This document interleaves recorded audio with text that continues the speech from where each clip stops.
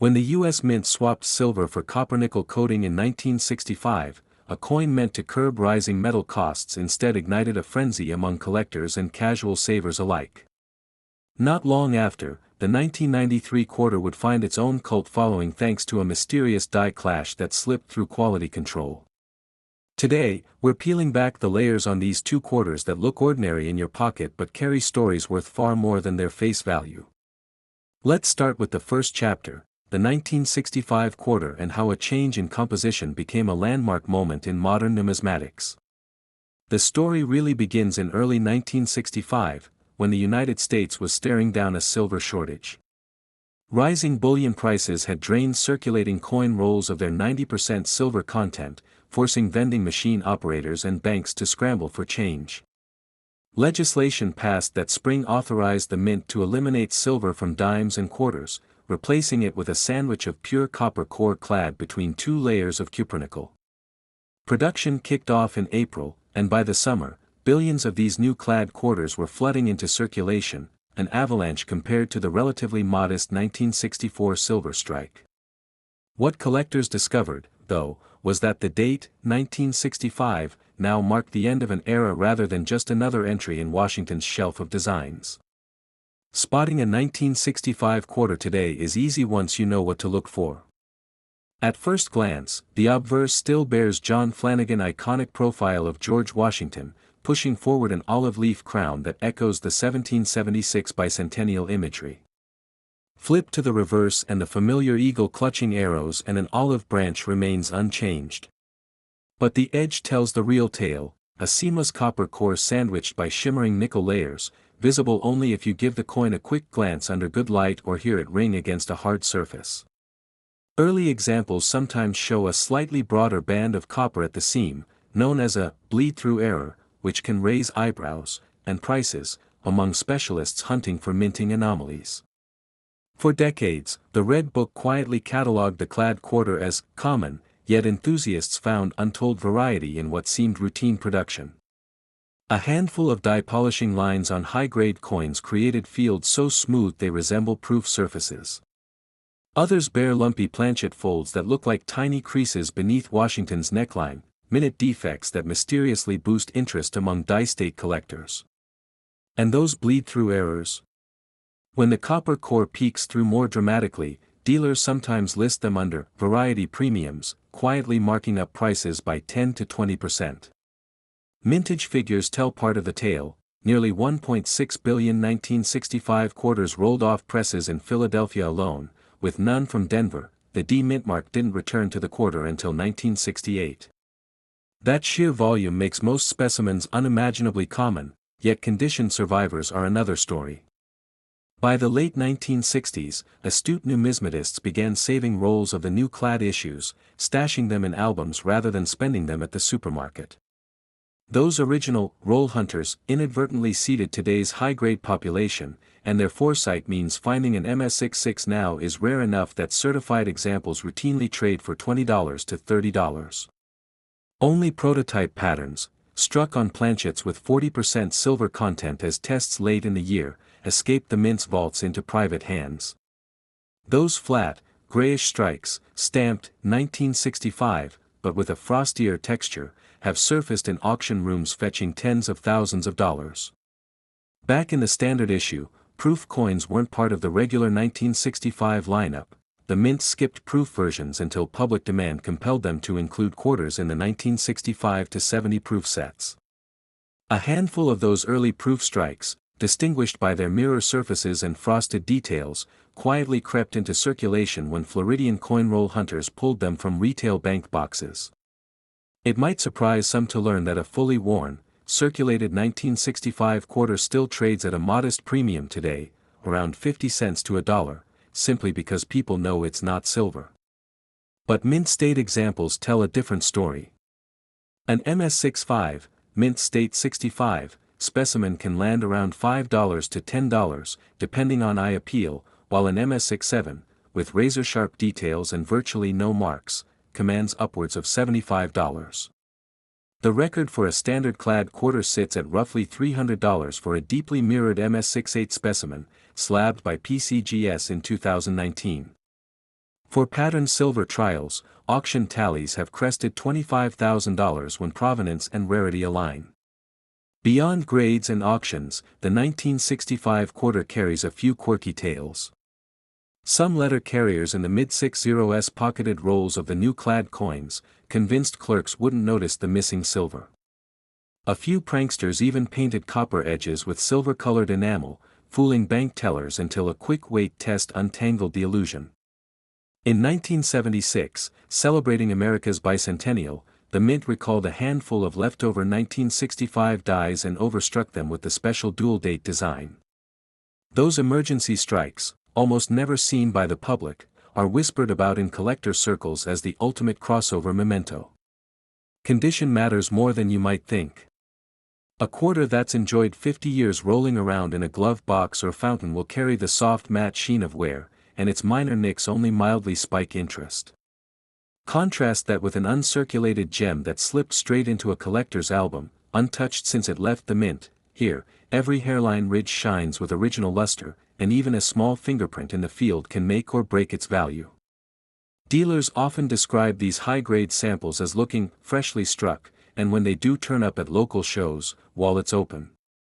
Watching a 1965 quarter under a loupe, you'll notice that the linen-textured background on the eagle's wings sometimes shows faint striations, a telltale sign of the production presses roaring at full tilt. A sharply defined striation pattern can add a subtle premium, enough to interest someone hunting the most flawless examples. Choice examples grade MS67 full bands, FB, meaning all 6 horizontal bands on the eagle's reverse are crisp and fully separated. These full bands designations often double or triple the base MS67 value. In recent years, market trends have swung with bullion prices and collector appetite. When copper and nickel costs spiked in 2021, demand for quality-clad quarters dipped as speculators chased base metal arbitrage. But seasoned hobbyists saw it as a buying opportunity. Auctions of high-grade 1965 quarters rebounded in late 2023, with MS66 plus FB coins selling in the $50 to $60 range. Registry collectors on NGC and PCGS leaderboards bolstered visibility, uploading clear images and pushing competitive bids to new heights.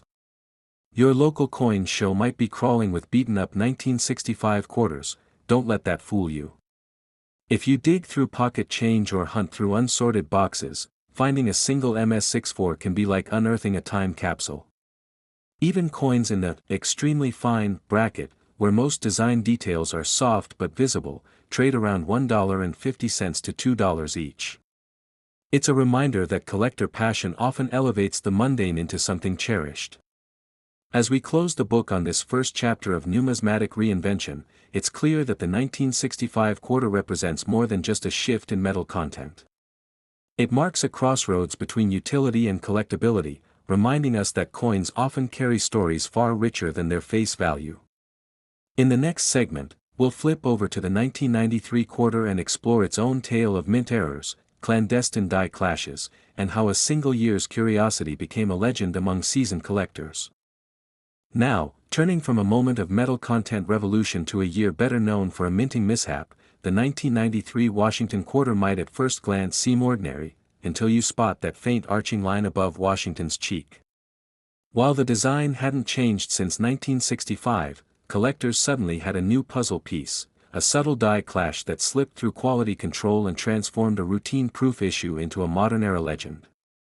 By 1993, John Flanagan's portrait of George Washington had marked the quarter's obverse for 6 decades, and the reverse still displayed the heraldic eagle clutching arrows and an olive branch.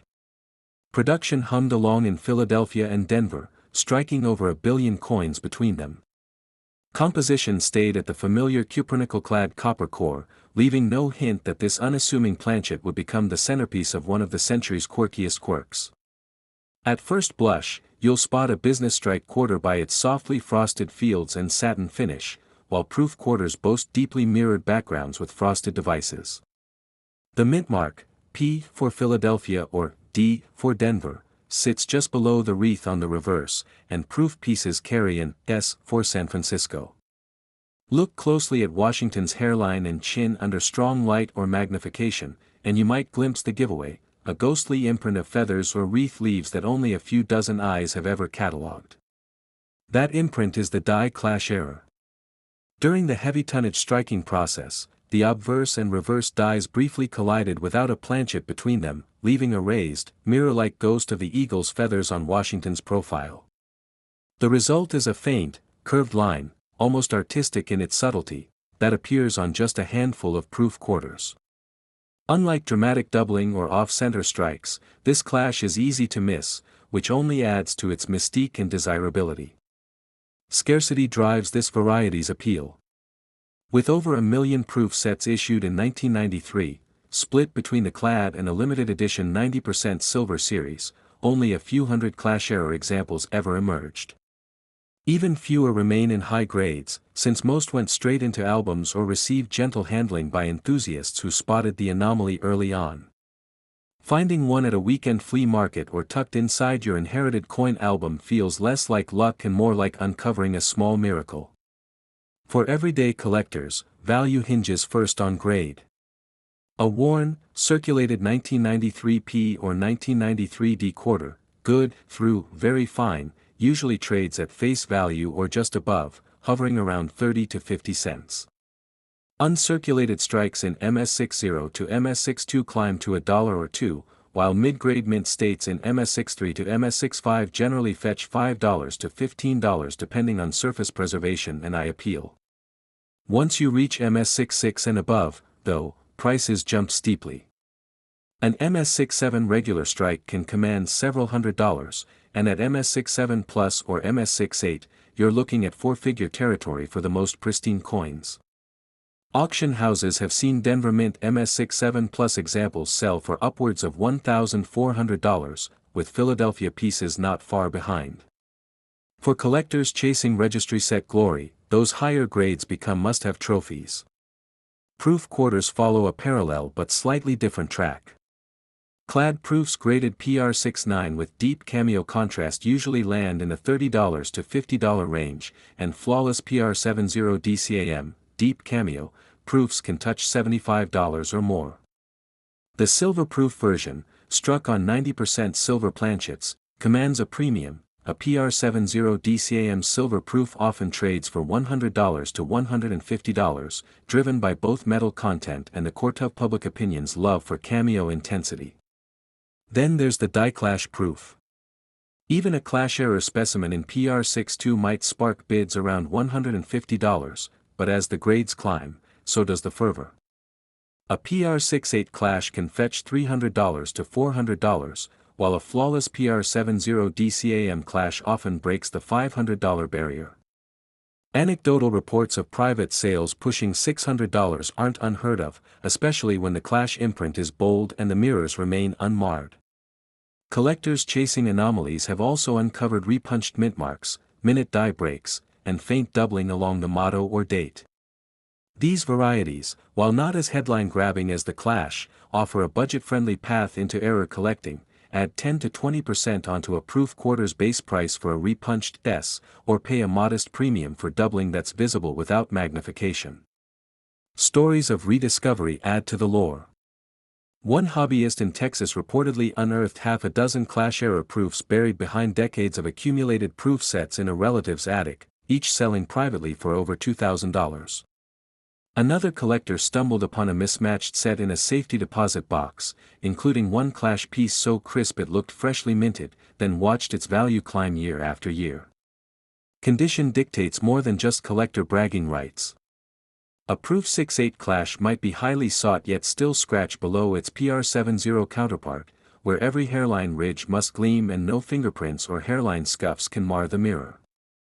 Dealers often describe these top-tier specimens as looking back at you like glass, and when they surface at major auctions, the paddles rise quickly. For anyone looking to add a 1993 quarter to their collection, strategy matters. If you're content with type sets or casual collecting, a high-grade business strike in MS65 offers a nice balance of luster and affordability.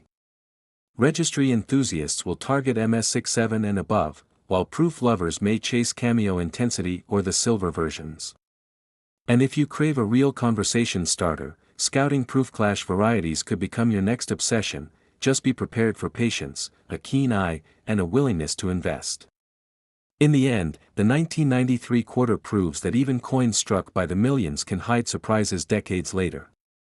Whether it's the everyday thrill of finding a crisp MS67 in a dealer's tray or the serendipity of spotting that ghostly feather line on a proof, this quarter reminds seasoned collectors and casual enthusiasts alike that numismatics is as much about discovery as it is about history or value. As we wrap up this chapter, remember that your next treasure might already be rolling around in loose change, waiting for just one pair of sharp eyes to reveal its story.